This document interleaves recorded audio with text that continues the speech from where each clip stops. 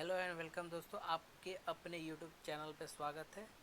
आज हम करने वाले हैं कि 2009 में सबसे ज़बरदस्त एपीओ का पेपर आया था उत्तराखंड में।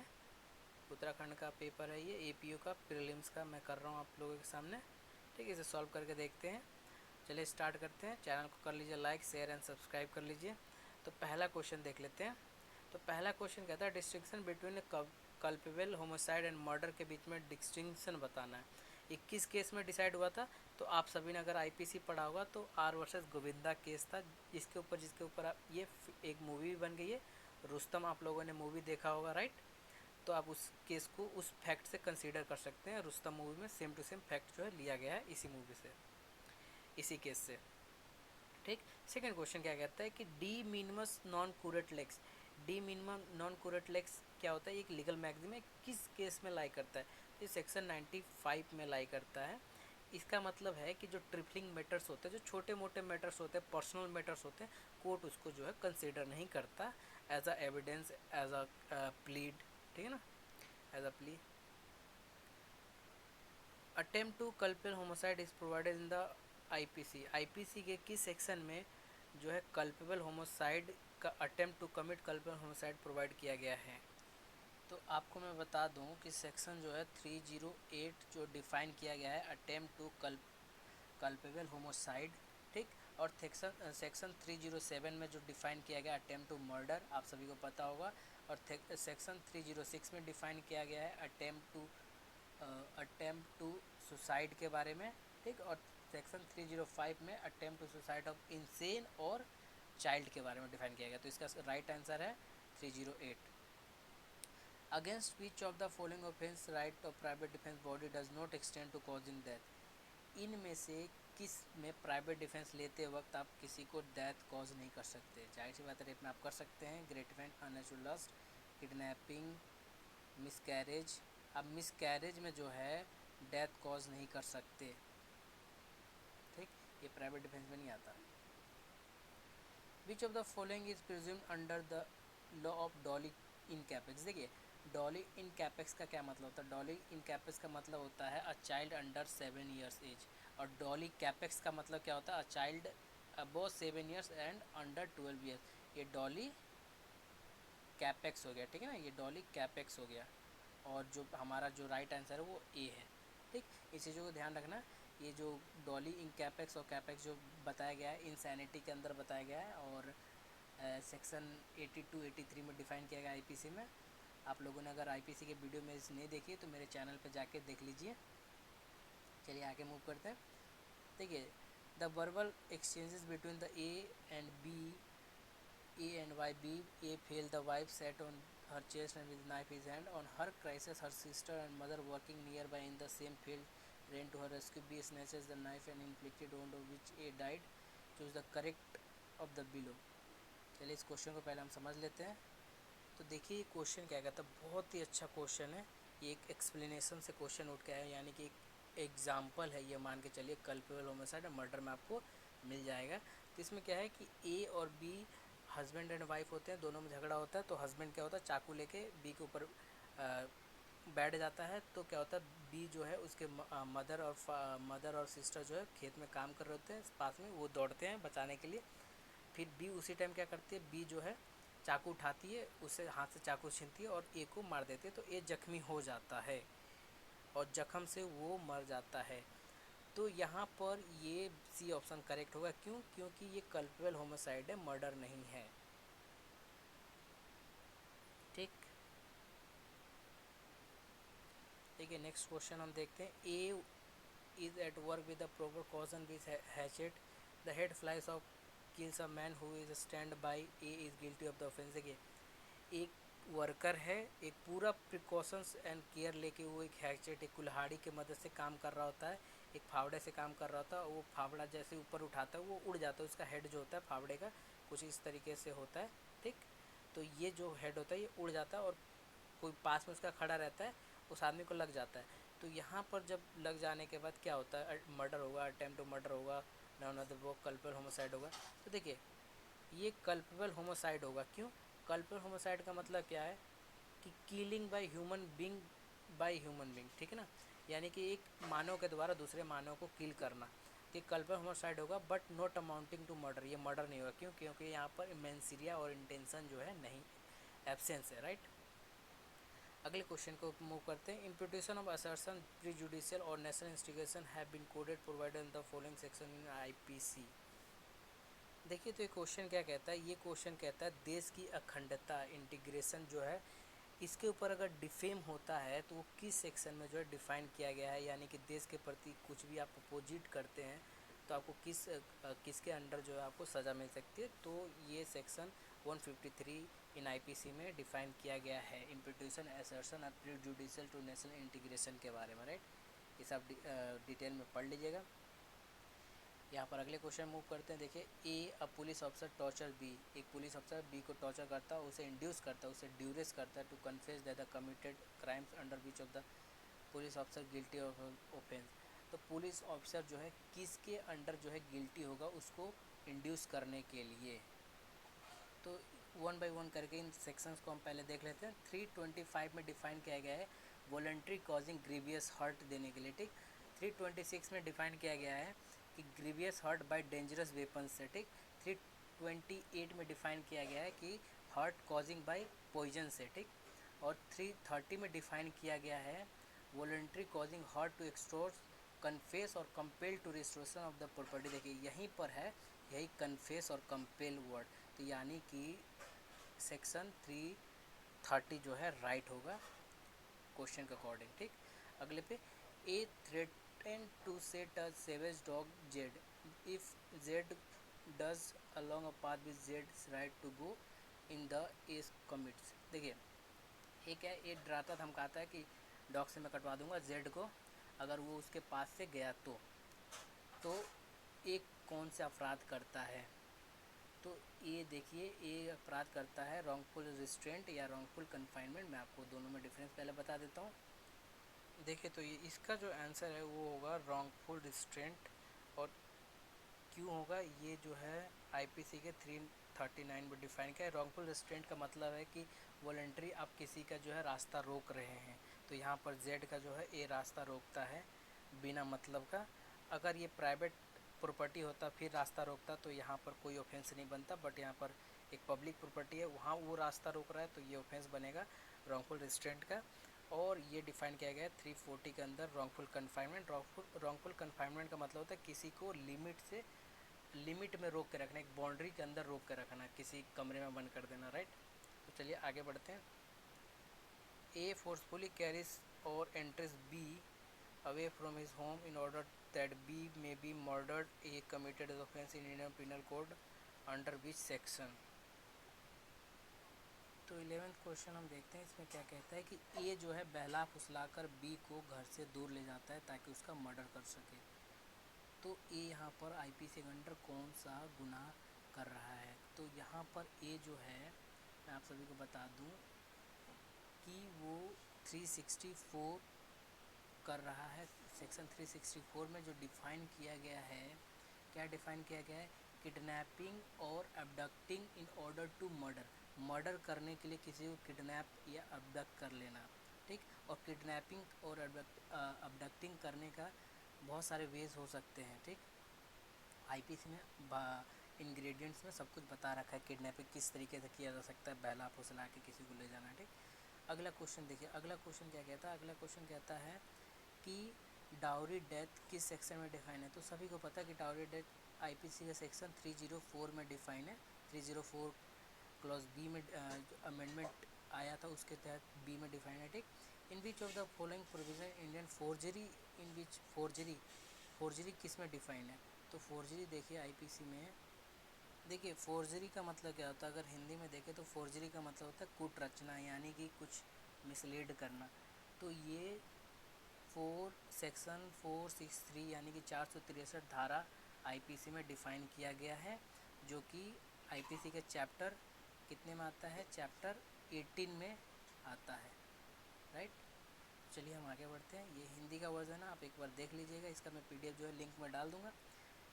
विच of the following defences is related to McNaughton case. देखिए मैकनॉटन केस और रूल आपने तो पढ़ा होगा, ये किससे रिलेट करता है, तो ये इंसैनिटी से रिलेट करता है। ठीक, आगे बढ़ते हैं। The amendment abetment of the abetment of abetment in offence in the Indian IPC. तो आईपीसी में अबेटमेंट किस में डिफाइन किया गया? तो अबेटमेंट जो डिफाइन किया गया है 107 में डिफाइन किया गया अबेटमेंट। ठीक, 107 में अबेटमेंट जो है डिफाइन किया गया। 108 में अबेटर के बारे में डिफाइन किया गया कि हु इज़ अबेटर। 109 में जो डिफाइन किया गया पनिशमेंट के बारे में कि अबेटमेंट का क्या पनिशमेंट हो सकता है, आइदर इन एक्सप्रेस और इम्प्लाइड के, कैसे भी आप अबेटमेंट देते हैं। और 1010 में डिफाइन किया गया है कि इंटेंशन क्या था अबेटर का जो है। तो इसका राइट आंसर 107 है। ठीक, A commit a sexual intercourse with his own wife age 15 years with her consent A's guilty, ये रेप ही होगा। ठीक, इसे आप देखिए, ये ऑफेंस होगा, ये रेप होगा। क्यों? क्योंकि यहाँ पर जो है एज जो है मायने करता है, चाहे उसका ये नल एंड वॉइड होगा, ये जो भी कंसेंट देगी वो नल एंड वॉइड कंसेप्ट होगा। आपको ये पता होना चाहिए, क्योंकि ऐसा क्वेश्चन इसलिए क्वेश्चन इसलिए पूछा गया क्योंकि यहाँ पर कंसेंट की बात की गई है। In which of the following section of Indian penal code the provision related to intercourse by public servant with women in custody, custody में पब्लिक सर्वेंट के साथ इंटरकोर्स करना, ये किस सेक्शन में जो है डिफाइन किया गया है? तो देखिए, इसका जो राइट आंसर होगा, तो इसका जो राइट आंसर होगा सेक्शन 376 इसका जो है राइट आंसर है। In which of the following offences can not be committed in private place, private place पे कौन सा ऑफेंस जो है कमिट नहीं हो सकता? तो मर्डर प्राइवेट प्लेस पे कमिट हो सकता है। ठीक, असॉल्ट भी प्राइवेट प्लेस पे कमिट हो सकता है। एफ्रे जो है प्राइवेट प्लेस पे कमिट नहीं हो सकता। और मैं आपको बता देता हूँ थोड़ा सा एफ्रे और रियोट के बारे में। एफ्रे जो है वो डिफ़ाइन किया गया है आईपीसी सेक्शन 159 के अंदर डिफ़ाइन किया गया है। और ये पब्लिक प्लेस में एफ्रे होते हैं, यानी कि जो इसे हिंदी में कह लो दंगा करना, यानी कि पब्लिक ट्रैंकुलिटी करना, दूसरों को डिस्टर्ब करना, तो ये पब्लिक प्लेस में होता है। कि बाकी ये तीनों जो है आप जो है प्राइवेट प्लेस पे कमिट कर सकते हैं। With whom the offence of adultery may be committed under the IPC, IPC के अंडर अडल्ट्री कैसे कमिट हो सकता है?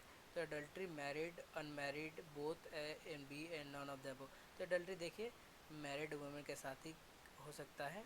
ठीक, लेकिन अब अडल्ट्री जो है वो लीगल है, यानी कि वो इलीगल नहीं है, कोई अपराध नहीं है, कोई ऑफेंस नहीं है।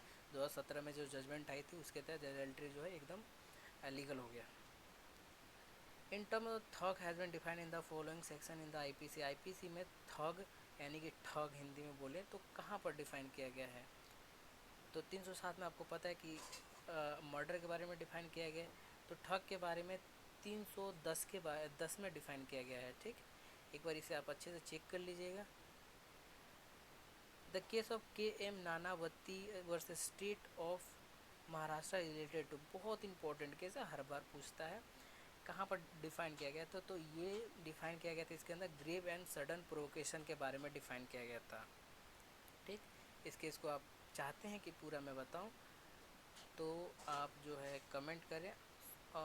एक चीज़ मैं आपसे कन्फेस करना चाहता हूं कि ऊपर मैंने जो आर वर्सेस गोविंद का मैंने केस बताया था उसे आप थोड़ा भूल जाइए। क्यों? क्योंकि K M Nanavati versus state of Maharashtra, इसके ऊपर जो है रुस्तम मूवी बनी है। मैंने फर्स्ट के ऊपर आर वर्सेस गोविंद मैंने बता देता, मुझे माफ़ करें गलती से निकल गया था। लेकिन रुस्तम मूवी के M versus state of Maharashtra में बना, महाराष्ट्र का केस है, इस पर बना था रुस्तम मूवी। अब इसका फैक्ट जो है आप देख सकते हैं रुस्तम मूवी में कैसे फैक्ट अराइज होता है।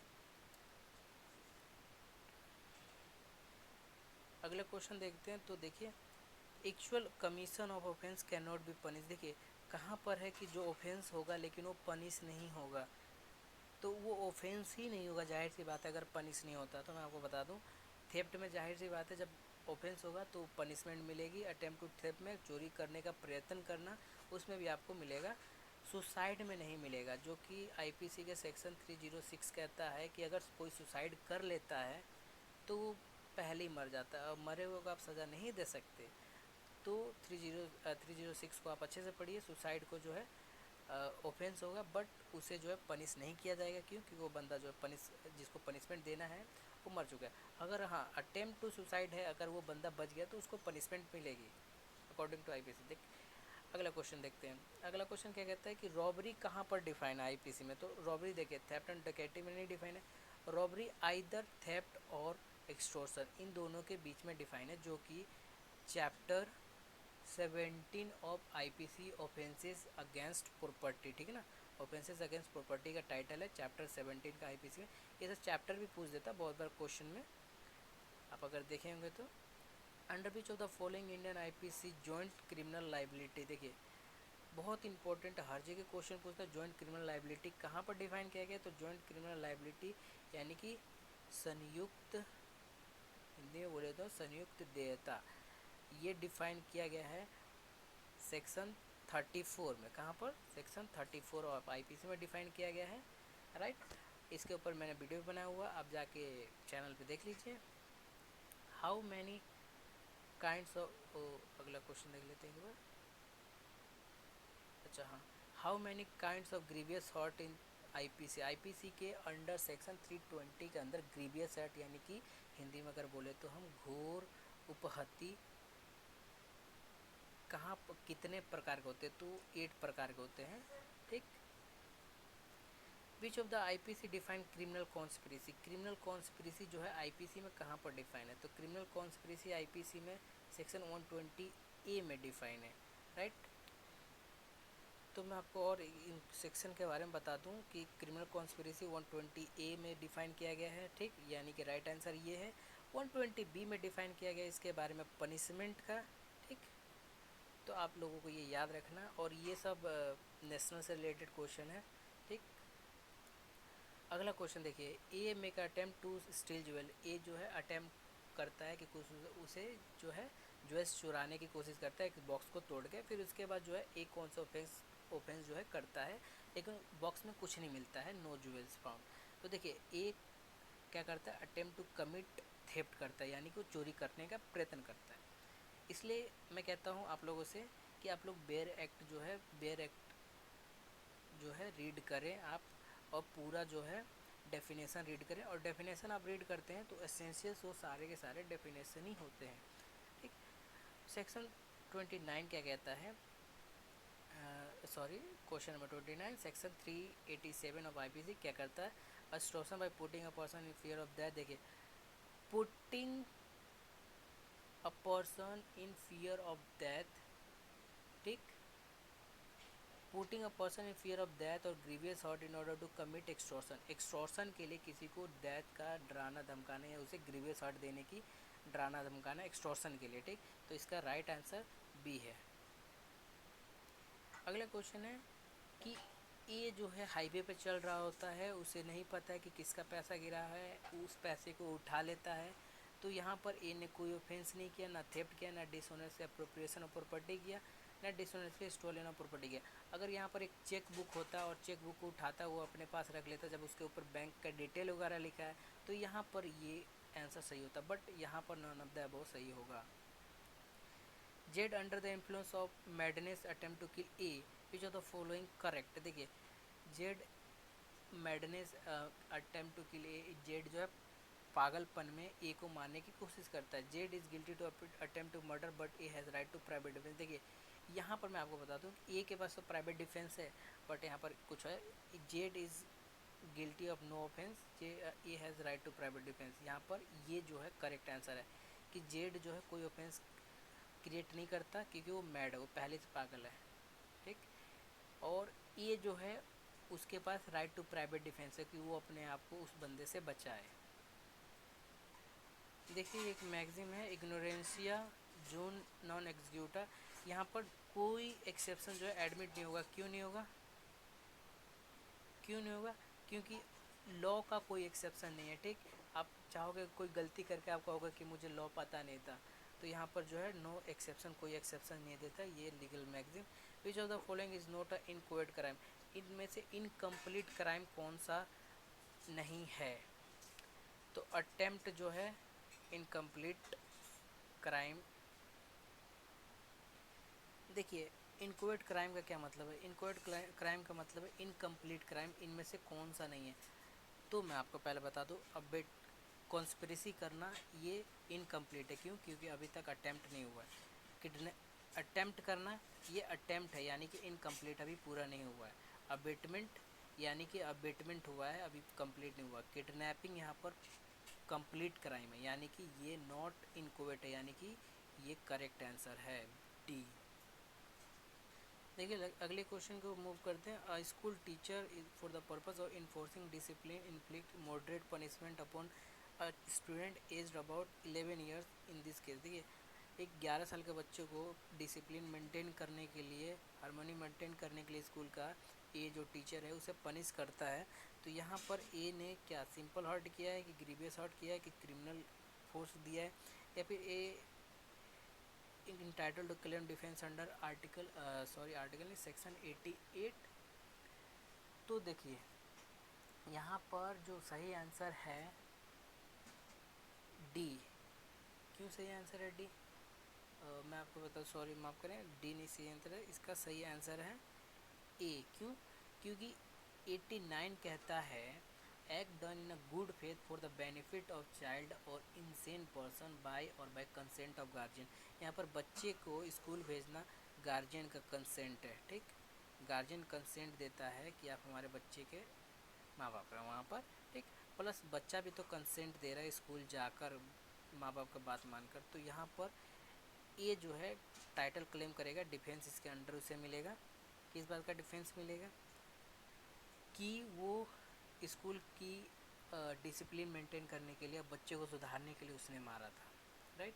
आई होप ये वीडियो यहाँ तक अच्छी लगी हो। अच्छी लगी तो लाइक शेयर एंड सब्सक्राइब हमारे चैनल को ज़रूर कर लें और दोस्तों के साथ शेयर करें ताकि आपकी भी नॉलेज गेन हो। और अभी मैं आगे पार्ट कंटिन्यू रखूँगा। वैसे ये वीडियो 20 मिनट्स का हो चुका है, तो मैं अभी पूरा इस पेपर को कराने वाला हूँ। धन्यवाद, लाइक शेयर कर लीजिए।